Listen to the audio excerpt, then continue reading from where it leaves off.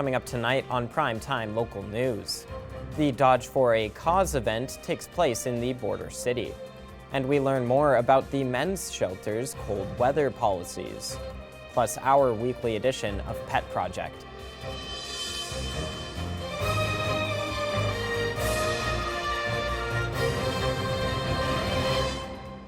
Primetime Local News, serving the Lakeland and Midwest regions.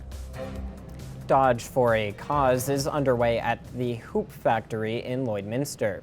Our Lane Hofford has more on the event, as well as the importance of the community coming together for a great cause. The third annual Dodge for a Cause is looking to be the biggest one yet, with the 12-hour event expanding this year to include 18 teams.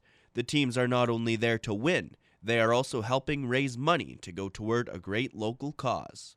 So we have 18 teams down here. We're playing from 9 until 9 p.m. at the Hoop Factory for the third year in a row as we Dodge for a Cause. So raising funds for our greatest needs for the Lloydminster Region Health Foundation.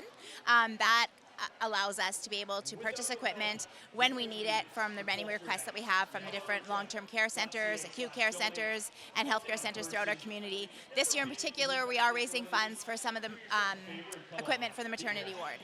Stephanie Munro of the Lloydminster Region Health Foundation believes the reason for Dodge for a Cause's success is the people who come out to help bring awareness to the needs of local healthcare centers. It's about awareness, honestly, and really about what our foundation does. We do provide enhancements and innovation to healthcare services within our community, but it's only through the generous support of our donors. So today, to see so many people out here, so we have 180 people playing, so that's 180 people that are not working today, that are taking the time off to be here to support our cause. And above that, we have our volunteers, we have our staff, all the people watching from home on the live stream. So really, it's about community, it's about bringing everybody together. Munro says that one of her favorite things about Dodge for a Cause is getting to see how Lloydminster always rises to the occasion when it comes to supporting causes that help out fellow community members. She believes that people being there for each other is part of the fabric of Lloydminster. That's one thing that I truly love about Lloydminster, and I'm sure you've come to know, is just people are here for each other when they need it. And so, you know, this is our third year, and this year we upped our teams by 2. So we did go with 18 teams, but we did have to turn away another 6. So there's definitely interest for even more people to want to be involved in the day. So we're just extremely grateful for everybody taking the time out, because it really does it takes a community. Lane Hoffert, Primetime Local News. Abby St. John is back at Border Paws Animal Shelter for our weekly edition of Pet Project.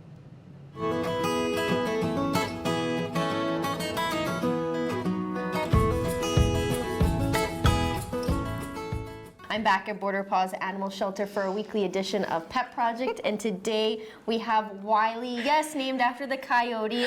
He is absolutely handsome, and he's just so sweet, a little bit nervous, but he is really just a sweetheart. So tell me about his story and what you think his best fit would be. So Wiley was actually brought in from bylaw almost a year ago. He's been with us since February 29th of this year, leap year. He is a very sweet boy, but yes, he is a little bit nervous. He's house trained. He's great with kids. Can be dog selective, so I would suggest a meet and greet if you already have a canine companion in your home. But he's a very sweet boy. He's very energetic. He loves going out for walks, and he loves his treats. He's very, very food motivated. Yes. So he'd be good for like someone who's active. Yeah. That can take him on runs or walks. Now, you mentioned that he's dog selective. How is he with cats? Has he been introduced to cats? He's not great with cats, and he has not been tested with livestock either. So I probably wouldn't recommend an acreage just because we don't know if he would be good with those kind of animals. So possibly he could handle another dog if they're introduced and it all goes well, or he's better off as the king of his own castle, for sure.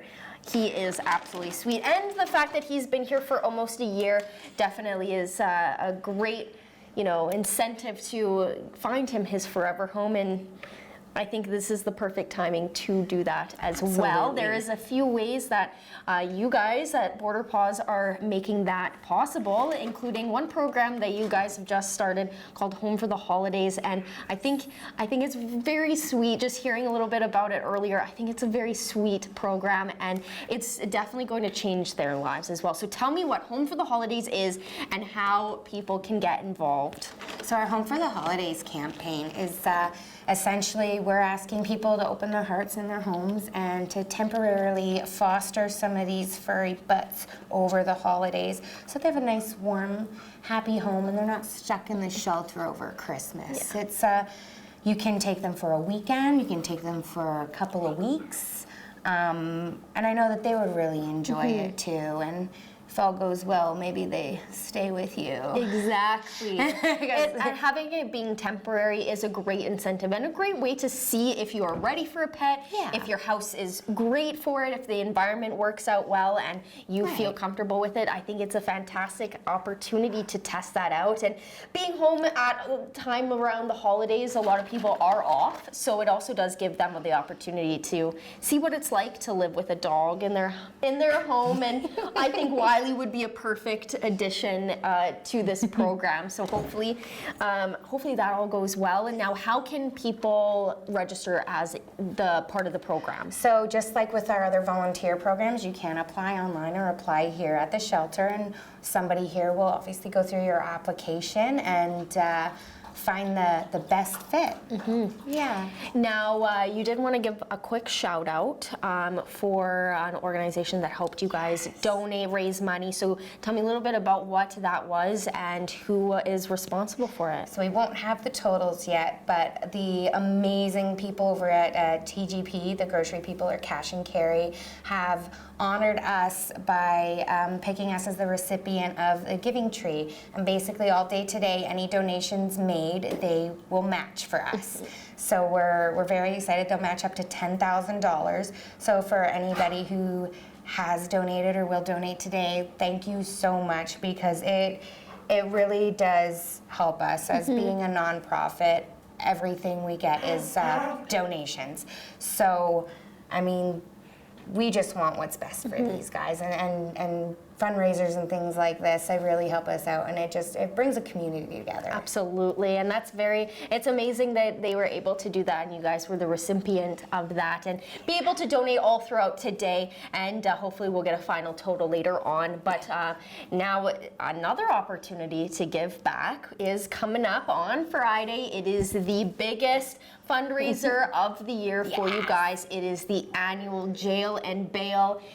It is an absolutely perfect opportunity to give back to you guys, but also having fun too. I know I'm participating in it, so I'll be locked up with an animal, I don't know, but it's going to be a lot of fun, and you are in charge of arresting people. I'm ready. So tell me what we need to know getting up. This is our last opportunity to kind of get the word out for us. What do people need to know for Friday? So you can go on our website. We do have a link posted where you can issue warrants for your friends, family, co-workers. You want to get your boss out of the office for a little bit. I will come down, probably some volunteers, and we will arrest you. You get to hang out with the animals in the kennels for a little bit. We're also going to be having a silent auction, which will be super fun. We partnered with a huge array of local businesses, and there's a lot of really cool things that have been donated for that. So even if you're not a detainee, you can still come down and check it out, and it's going to be a blast. It's probably one of my favorite fundraisers to do. It's so much fun, and it gets so many different people together, so many different businesses and community. Like, it's awesome. Yes, especially being in the new building too. You know, I'm excited for this one. I did it back in the old building, and I remember having to be bundled up. I was in the corner with some cats. It was amazing, and they were so cute. But being in the new building, I'm sure it makes the event just that much better and more fun. And so I'm looking forward to it, and I'm sure the rest of the community is as well. Now, finally, same as always, what are the donations that you're in need of? So we still need our Canadian Naturals lamb and brown rice is what we feed these guys. The snow booties, the suspender type ones, so that they can't really shake them off, because some dogs don't like the boots, right? Yeah. They do the weird little walks. Puppy milk replacer is a big one too. Disinfectant, cleaners, we're always looking for stuff like that. The pet safe ice melt as well. Just we use it in and around the kennels and stuff. So prefer to have the pet safe stuff. It's the only kind we will use out there.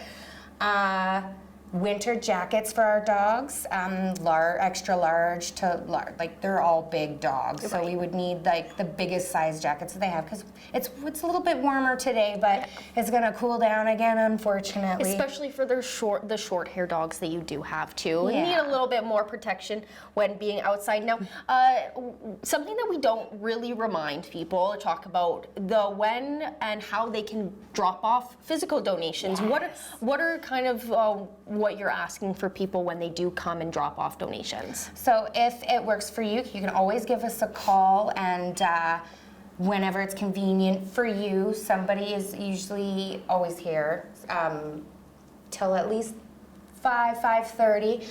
You can bring them down between 12 and 5 when we're open, or if you call beforehand, we can make sure somebody will meet you at the door if you want to drop them off. Little growly. Yeah. Oh, he's just a little nervous. He's He sweet. is. He feels safe with you. Maybe you take him home. I wish. But no, that's amazing. And just a reminder of people, for those who do want to drop off donations but don't know kind of the hours of operations, that's perfect. Yeah. And that's wonderful. Is there anything else that you'd like to add? Yes, we are always grateful for any donations made to our Sick and Injured Fund, especially this time of year. With the weather, we do get a lot of frostbitten ears, tails, toe beans, things like that. So if you do want to make a donation to our Sick and Injured Fund, you can do so by e-transfer at finance@borderpaws.ca. You can also make a monetary donation in person here at the shelter, and it's greatly appreciated, and every single cent goes to help these little babies. Wonderful. Well, thank you again for joining me. And Wiley, you are adorable, and I have no doubt that he'll make the perfect addition to any household and to his forever family. So thank you so much for joining me. Thank you. It's time now to take a look at your adorable animals in our pet picks of the day.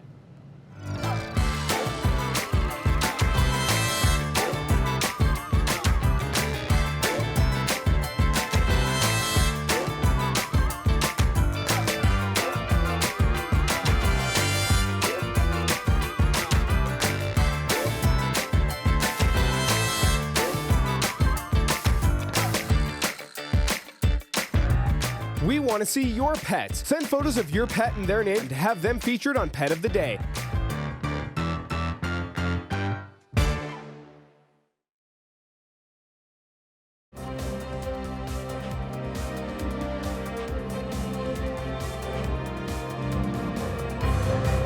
It may be warmer in the border city today, but temperatures will eventually be back to the cold winters we are used to. We sat down with the executive director of the Lloydminster Men's Shelter to learn more about their cold weather policies, as well as their upcoming fundraising events. Today I'm joined by Kagan Neen, executive director with the Lloydminster Men's Shelter. Thank you so much for coming down to the station today. Thanks for having me. And today we are here to talk about the cold weather policies that you guys have at the men's shelter. And I know today is probably the worst day to have this because we just kind of got out of a cold spell. Yeah. But as we know in Lloydminster, it gets cold quite fast. It could just flip on a dime. So if you could just elaborate a bit on the cold weather policies that you guys have at the shelter. Yeah, so after we had our provincial audits from our government partners, we are actually just taking care of the 28 individuals that are staying within the shelter. So the policy in staying in the shelter is that they need to be dedicated to working with the caseworker. Otherwise, they can only stay for 21 days, and then they're not actually able to book back into the shelter for 6 months. So we're very fortunate. We've had a lot of the clients that have been working with our caseworkers since we've rolled out this policy. just to make sure that we don't have the individuals staying on the streets during this extreme cold weather. This last week and a half, it seems like it has been extremely frigid, and we have been fully booked every night. And unfortunately, most nights we've had to turn clients away because we just don't have the space to fill. That was the purpose of doing the fundraising run in August, is to try to get enough money to get a new facility that has more beds. And we're really realizing the impact to that, because we don't have enough beds to get more individuals off of the streets when it's so cold. And then fundraising events are really the key to your guys' able to continue your operations. And you guys also have a couple upcoming ones. The coldest night of the year run or walk or whatever you decide to do. Yeah. If you could elaborate a bit on that. That's coming up in February. That's a big fundraising opportunity for you guys, if you could elaborate on that. Yeah, so we've actually been part of Coldest Night of the Year since 2013. It's been a great partnership with Blue Sea, and this year we're actually bringing it back to the downtown core. The last few years we actually have been doing it at Bud Miller Park, but this year we're actually going to be starting at the Olive Tree, is actually letting us use their space right close to here. And they're actually going to be the start and the finish for anyone that's wanting to do the 5K loop around the downtown core. Or if individuals want to just do 2K, then they're able to do an out and back. So very, very excited for this walk to be around the downtown again, having more conversations with individuals. And what I like about Coldest Night of the Year is it is to drive awareness for the challenges that our unhoused community members face. So if we were to have done this last week, it was very cold, right? So it gives a little bit of a glimpse into individuals that are participating in fundraising for us, what a couple hours or only even an hour of walking does, versus actually what our unhoused members face every single day, and they don't get that reprieve after the walk. So just if people aren't interested in running, it is cold for a lot of people, and it is daunting, I guess is the best word that I would use. If people want to support in other facets, how can they go about doing that? Yeah, so if you actually just go to cnoy.org/Lloydminster, that's actually where you'll see our fundraising group. The shelter, so my team has actually created a team as well, so a bunch of our staff members are going to be walking. If you want to just do a donation to Coldest Night of the Year, you can donate to our team. Or if you want to set up a team and have a bunch of individuals join your team and fundraise for us as well, that would be fantastic. Perfect. That really covers all of the main questions that I had. Were there any last points that you'd like to throw out there regarding the men's shelter? No, just thank you for the continued support. It is a challenging time of the year. I know, especially with the holidays coming up, a lot of people are very excited and stressed with shopping and that kind of stuff, but just putting it into perspective that there's a lot of trauma that also comes along with the holidays. So just to be kind and courteous to anybody that you're running into, if it's unhoused individuals or people that are not unhoused, because it is a challenging time right now. So we just have to give everyone a little bit of grace during this busy season. And it's a great note to end on. That covers all of the questions. I want to thank you again for taking the time to come down to the station to talk about this. Yes, thank you very much. Coming up after the break, our Abby St. John will have another look at our evening weather forecast.